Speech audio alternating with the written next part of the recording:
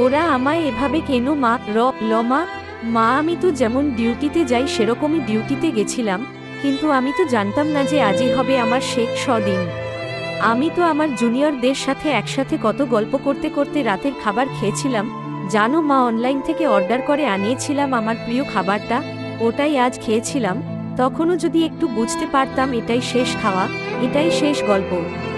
ডিউটির বাঁধনে আমি যখন ক্লান্ত হয়ে গেলাম মা, আমার চোখ দুটো ঘুমে বন্ধ হয়ে যাচ্ছিল, একটু শরীরের ক্লান্তি মেটাতে গেলাম, তখনও যদি বুঝতাম মা সারা জীবনের মতো বিশ্রামে চলে যাব।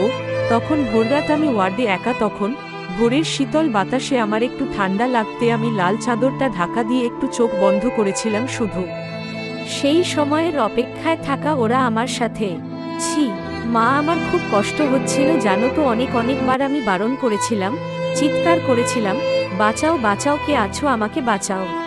কিন্তু কেউ আমার চিৎকার, আমার রয়েত না দর শুনতে পায়নি জানো তো মা। আর ওরা আরো পশুর থেকেও বিচ্ছিরি ব্যবহার করতে লাগলো, খেলতে লাগলো আমাকে নিয়ে ওরা। আমি ওদের হাতে পায়ে পড়লাম জানো তো, আমি এটাও বললাম যে আমাকে ছেড়ে দাও, দয়া করে ছেড়ে দাও, আমি কাউকে কিছু বলবো না, আমাকে যেতে দাও।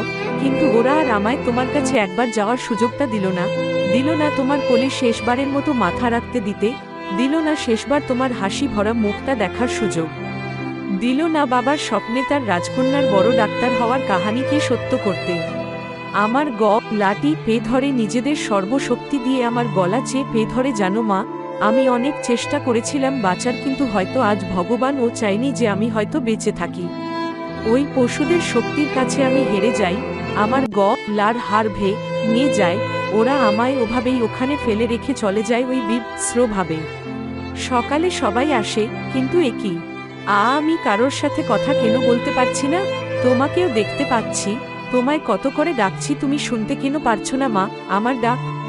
ও ও মা, মা গো, এই তো দেখো দেখো না মা, ও মা এই তো আমি, তুমি কাঁদছো কেন? কি হয়েছে তোমার? ও মা, দেখি মা সামনে একটা লাশের দিকে তাকিয়ে হাউমাউ করে দোছে শটার মুখ দেখতে পেয়ে আমি শিউরে উঠি। এ কি? এটা যে আমারই নিথর দেহ, আমি কি তবে মারা গেছি? আমিও কাঁদতে শুরু করলাম। সবাই আমার এই মৃত্যুতে শোকাহত, সারা দুনিয়া আমার মৃত্যুর ঘটনা আপাতত জেনে গেছে, সবাই বিদ্রোহ করছে, কিন্তু আমি আমার নিথর দেহের দিকে তাকিয়ে রইলাম। আমার শেষটা তো আরো ভালো হতে পারতো বলো মা। দেখো না মা, ওরা আমার মুখের দেহের কি বিচ্ছিরি অবস্থা করেছে দেখো মা। আমার চিৎকার করতে ইচ্ছে করছে, কিন্তু আমার আওয়াজ এখনো কেউ শুনতে পারছে না। আমি এতগুলো লোকের সামনে চিৎকার করছি, কিন্তু একটা কেউ আমার এই চিৎকার শুনতে পারছে না, কেউ না।